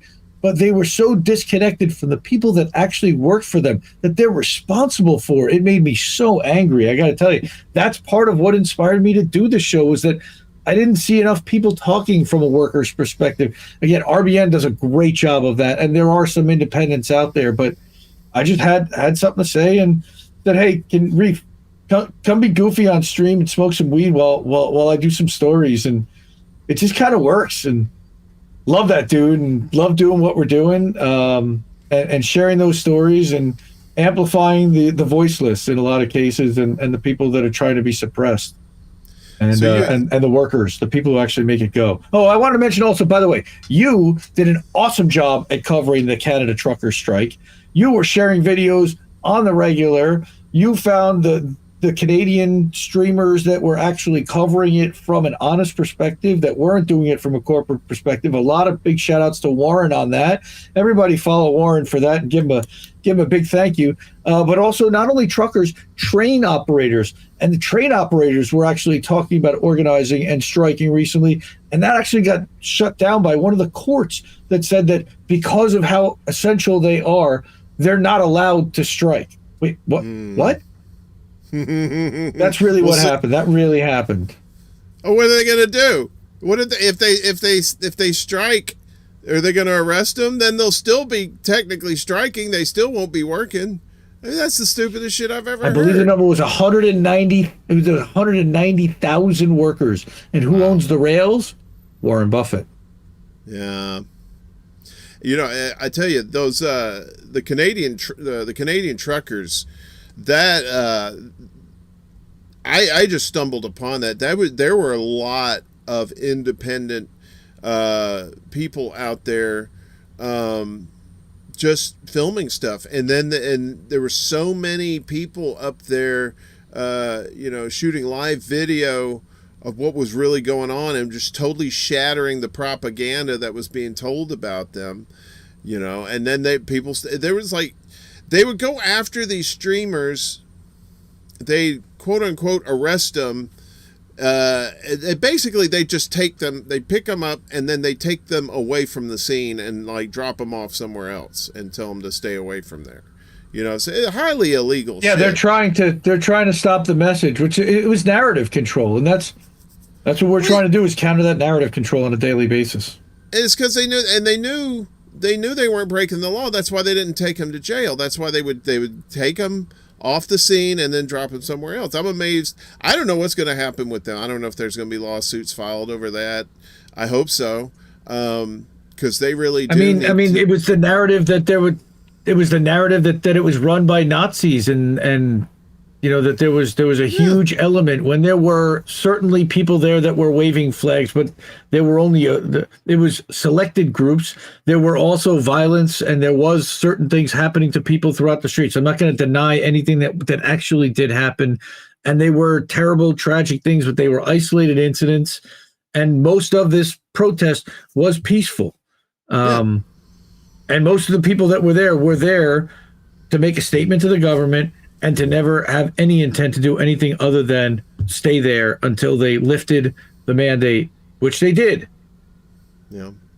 I tell you, the only violence I saw, and I watched a lot of those live streams. No more. There must have been I don't know, at least 10 people that were doing live streams and were getting thousands and thousands of views. That guy, Viva Free. He's a Canadian lawyer, right? And he was just going around just talking to people. Dude was getting 20,000 viewers at a time on his stream because they knew he was telling he wasn't telling the truth. He was getting people on video who were telling the truth. And the only violence that I saw was the cop, the RCMP that was on the horse that knocked over the old lady. It was the cops doing the violence. There was I didn't see anybody else do it. Maybe there was stuff off camera. Who knows? I don't know. But I saw that and I was like, okay. Yeah, it was in town. It was in town after the protests were over for the night at a restaurant. People were fighting over something, or who knows. Again, they were all, they weren't leaving, but they weren't, they were all kind of staying around town, I guess, after the day's protests were over. Again, everybody's got to eat and supply or whatever, but I know there was a steady group of people that were there and occupied around their capital for, God, it was weeks, wasn't it? Yeah, it was at least a couple of weeks. It was wild. And they once they kicked out all the truckers, the next day there were streamers in there, and the cops were hassling them, saying, that unless you live down here, you couldn't be there. And you couldn't just walk on the streets of Ottawa in downtown Ottawa just walking.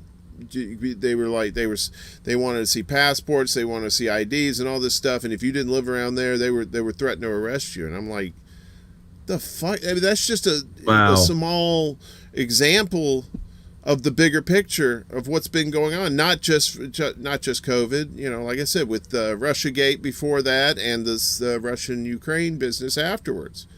You know, don't forget January 6th too.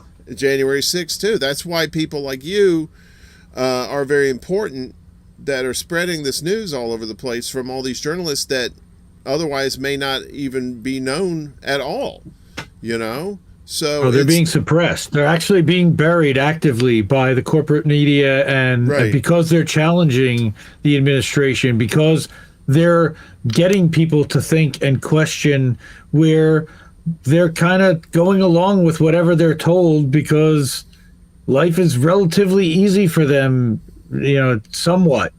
You know, at least for a large portion, for some people, it's easier to just believe that the government is actually looking out for your best interests, and that the news media is not completely narrative managing for the government, and that they're not in bed together and completely paid off by big business and big military and big pharma and all. You know, it's all interconnected and designed to keep you pacified so they can run off with the, again, red versus blue, so they run off with the green.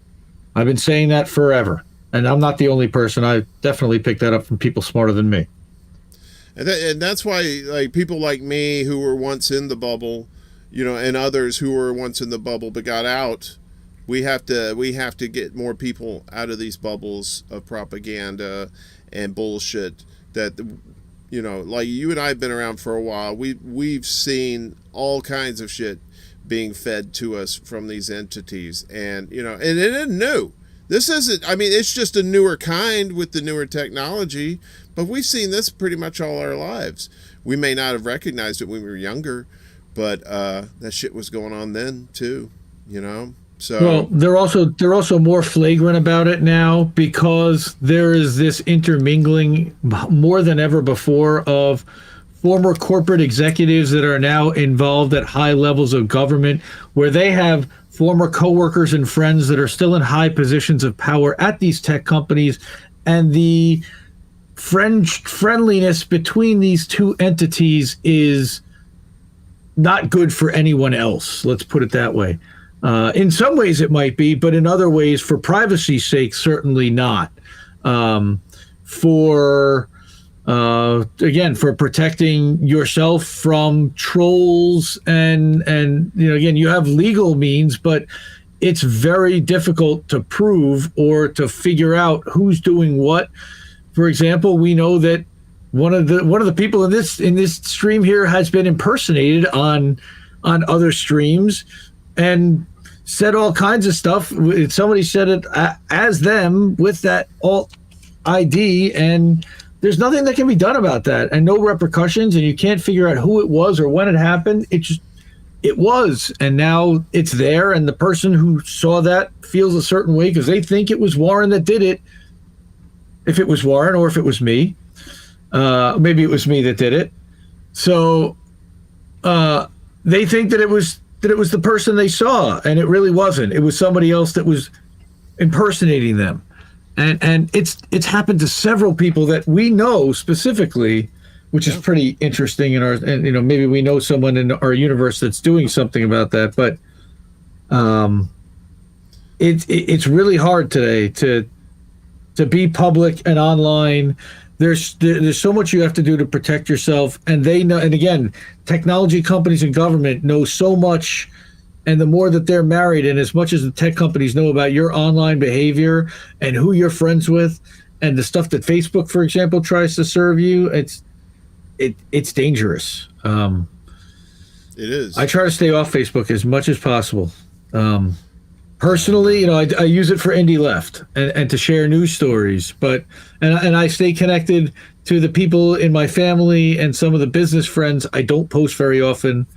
I'm mostly tagged in pictures of my kids by my family. And I'll comment or like somebody else's post, but it's not I'm not really putting much of my own ideas and thoughts out there. Definitely to Facebook, to that algorithm to consume. Hey, you want to consume something, Facebook? Look at this article from Popular Information. Look at this Free Julian Assange thing. This is what I want Facebook to see, because they're not sharing it with anybody else. Yeah, and if you do share it, you get slapped with a label on there that's something that says this is misinformation or something like that. I'm with you. I used to be on Facebook a lot, and at first it was sharing pictures and stuff like that. But then as the political season, particularly like around the time when Bernie ran in 2016, I started becoming more vocal politically on there. And I come to find out that my family and friends are either just libertarians who want to make every road privatized, or they were like these shit libs that were just singing the praises of people like Joe Biden and Hillary Clinton. And I was like, I'm not getting to these people. I'm just kind of spitting into the wind, it seems like. And I got off there. But I'm with you. I have my War Deer Entertainment page on there that, I post these like live streams on there and stuff. But other than that, I don't really mess with it anymore because I don't want the hassle, and Twitter's starting to get toxicity. I mean, they talk about Twitter being toxic, but I've found Facebook and specifically, the last year, Facebook groups to get incredibly toxic, and you see a lot of like kind of ganging up on one person, kind of groupthink. Literally, they're Facebook groups, so you see groupthink happening, and people leaving and splitting groups. And the other problem that I see is that none of these groups and none of these ideas seem to be growing, and that to me indicates a suppression, because everybody wants healthcare, everybody wants affordable housing, everybody wants childcare for their children, everybody wants a living wage, everybody wants paid vacation, what all the rest of the civilized world has. And when you have people that are talking about that and talking about why we're not getting that, not getting seen and not being heard, versus the stuff that's being paid for, sponsored by, brought to you by Pfizer and Moderna, thank you so much, and then brought to you by General Dynamics and Raytheon, thank you so much. What's happening? Yeah. And now they've figured out where the eyeballs are. They've moved from television and cable networks and corporate networks, and now they're moving towards the platform. So now they've bought their way into YouTube, and they're buying their way into sponsored Twitter posts, and they're buying their way into Facebook posts and Facebook Live and Instagram Lives, and they're infecting your news feed everywhere. It's really rough. So that's why, again, independent platforms like Rockfin, critical to what we're trying to do here and to get this message out. Yeah, definitely. And we have to diversify. We have to get on as many of these platforms. It's content creators at least in order to avoid the whack-a-mole. Because like inevitably one of those is going to get hit. So you got to have a backup somewhere else if you want to continue to do what you want to do. I mean, we already know the Telegram got compromised pretty early on, even though they actually are doing the least amount of censorship of any messaging platform when it comes to Russia, Ukraine, for example. But they had RT censored and blocked in the United States, and no other platform really. I guess YouTube voluntarily did it, but I believe that it was done by legal restriction due to sanctions that they took it off of Telegram. Maybe that's because of where Telegram is located. And again, yeah, like you said, platform whack-a-mole. So what we're talking about is independent streaming to your own website, where you can have your own studio software, and they would literally have to shut you down at the ISP level and shut down your website host in order to stop you from being seen and heard. And we're getting very close to that point right now. Luckily, our streaming platform actually allows for that capability of embedding streams. Like I said earlier, we're actually embedding the stream right now on independentleft.news, and that is completely independent of any platform. So if we scheduled the stream and we told people to go watch it there and we set up a little integrated chat, you literally don't need any of these platforms to get people there, as long as you can build yourself an audience. And that's where it's going, because corporate is controlling all this, and they don't want that narrative, and they don't want this messaging and anything questioning what the advertisers are trying to sell, sadly. So That's why we're doing this, and we're fighting every day. And despite differences that we have amongst each our little groups here, we still have to stick together, and we have to keep fighting these larger, more powerful groups. Because if we don't, they're just going to win. I know it's like herding cats, but we just have to do it, and hopefully people will get their shit an together. Interesting. Call-in, for example, is one of these new apps that popped up, and it's like a call-in show. Katie Halper and Aaron Mate did a follow-up, and what they're doing is streamers are, after they're doing their live stream, they're doing a call-in so that whoever was watching live, plus people that are on the app, can then call in and ask about stuff on the show and ask other topics. It's interesting. It's almost like a radio show where a queue develops, and you can see how many people are in queue. They're only going to get a certain number of people, and luckily I was able to get in early enough that I got in to talk to Aaron and Katie, and I asked him about independent networks specifically, and that was pretty much his thing. Is like he's been doing this for a while, and there's so much drama and infighting among people on the left, and everybody has their little fiefdoms, and everybody has their egos, and everybody wants to be recognized. And of course, I think that's important, but he seemed to be very down on whether everyone could potentially come together. And I'm like, well, look, some of us are already kind of doing that, but of course we've all put our egos aside to do that, and none of us have a platform, an audience so large that we really had that level of ego. It's one of the reasons why I picked the people that I chose to invite originally into this, and why we add the channels that we add. It's exactly about no ego. It's about helping everyone together as a collective. Some would say that that's a pretty communist way of thinking. Ooh, the bad C word. Or a socialist way of thinking. Ooh, the bad S word. Well, I don't know. I don't know. Labels. I don't know. I know. Reef would say labels are bad. Labels are bad. Okay. I don't know who told you, but I have a huge ego, so I totally fooled all of y'all. Well, no, you have a huge. Okay, yes, ego. We'll say ego. Whoa, Mister. What hey the now, hell? Hey now, what? On that note, we're gonna. Looks like we 2 hours, man. We've been doing this for 2 hours. Get out. See 10 o'clock. Because I don't shut up. I don't shut up. I know. Listen, I'm going to tell you. I do a lot of talking. Today, no, actually, it was perfect because I woke up this morning. I wasn't feeling very well, and I just kind of got progressively worse throughout the day, and so I had to do. I was doing Misty's show, and it was great. I managed to do okay, and I'm so glad that you carried most of the load tonight. Because my energy level, and I usually have me a little sip of my my little country champagne and the tall boy, and but just wasn't up to it tonight. Just wasn't up to it. But I said, the show must go on, and I appreciate you for all your insights and your knowledge and the hard work that you do. So thank you for that. But yeah, it's my pleasure.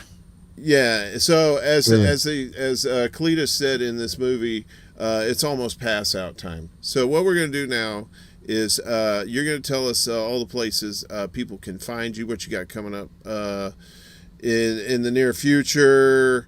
I know you got a bunch of stuff, so just roll it on out, brother. All right. Well, everything you can find, all my links are at independentleft.media. That's my link tree. You can go to the news site, which is independentleft.news.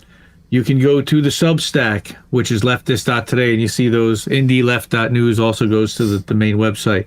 You can go to the Discord, which is independentleft.gg. All of these, again, are in our link tree. Our Rockfin page, and we're, again, on Twitch and all the social media platforms. We're on Odyssey, and if you want to hook us up, we do have a Patreon. I never really push it at all, but I do want to mention that we do have it. If anybody does want to throw me a little bit of coffee money, I am fueled on coffee and some cannabis once in a while, or more than once in a while. Yeah. So anybody wants to hook me up, and really that money really goes towards supporting other streamers, because I spend more than I make every month.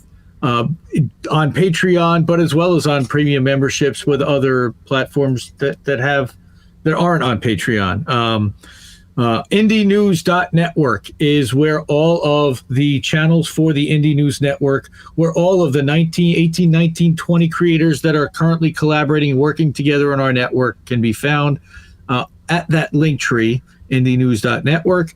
There is also a second link tree right at the top to find all of the members. That is a new link tree that we put out just yesterday. And that is all of the members' link trees and who they are and where you can find them. If they don't have a link tree, I link to their Instagram or their Twitter profile, so you can learn a little bit about who they are, follow them, get engaged with them. Follow us on Twitter, Instagram, everywhere at IND Left News. You see that down in the left corner there, the doobly-doo down in the description too. And then get Indie News on Twitter for INN, because INN couldn't find Indie News Network, was unavailable. So get Indie News on Twitter. It's indienews.network on Instagram. But we're not that active. We're really active here on YouTube and on Twitter. That's where the network really performs. And we're going to be growing. We've got more volunteers, more people coming in. Anyone who wants to help, please reach out to me on any of these platforms. We need a lot of help. We need channel managers. So if you're good at Instagram and you want to help INN or Indie Left on Instagram, great. We need your help.